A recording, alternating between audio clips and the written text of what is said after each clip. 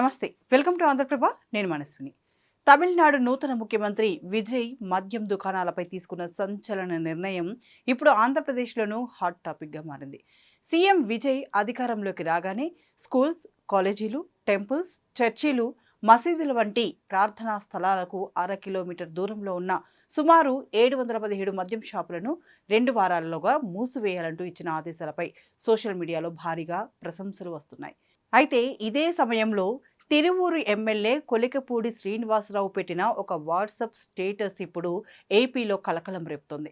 తన నియోజకవర్గంలోని అయ్యప్ప స్వామి గుడి, అంబేద్కర్ గురుకులం పక్కనే ఉన్న ఒక బార్ అండ్ రెస్టారెంట్ను తీసేయమని చెబితే సదరు యజమానులు తనకు నెలకి 1,50,000 ఇస్తామంటూ బేరాలు మొదలుపెట్టారని ఆయన పేర్కొన్నారు. తిరువూరులోని ఆ బార్లో బహుశా కల్తీ మద్యం అమ్ముతున్నారేమో, అందుకే అంతలా బేరానికి వస్తున్నారని కొలికిపూడి అనుమానం వ్యక్తం చేశారు. ఈ నేపథ్యంలో తమిళనాడు తరహాలోనే ఏపీలో కూడా కఠిన నిర్ణయాలు తీసుకోవాలని నెటిజన్లు డిమాండ్ చేస్తున్నారు.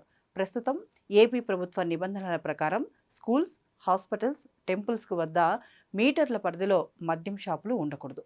ఒకవేళ ఎవరైనా నిబంధనలు అతిక్రమిస్తే లైసెన్స్ రద్దు చేస్తామని ప్రభుత్వం హెచ్చరిస్తోంది. అయితే 100 మీటర్ల నిబంధనను తమిళనాడులో లాగా 500 మీటర్లకు పెంచాలని, అప్పుడే విద్యార్థులకు, భక్తులకు ఇబ్బంది లేకుండా ఉంటుందని సామాన్య జనం విజ్ఞప్తి చేస్తున్నారు. తమిళనాడులో మద్యం షాపులను ప్రభుత్వమే నేరుగా నిర్వహిస్తుండగా ఏపీలో లాటరీ పద్ధతిలో ప్రైవేటు వ్యక్తులకు లైసెన్సులు కేటాయించారు.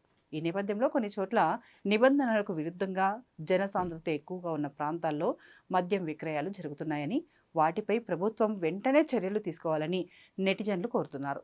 తమిళనాడు సీఎం విజయ్ అడుగుజాడల్లో నడిచి ఏపీ ప్రభుత్వం కూడా ఇలాంటి సాహసోపేతమైన నిర్ణయం తీసుకోవాలని ప్రజల నుంచి డిమాండ్ పెరుగుతోంది.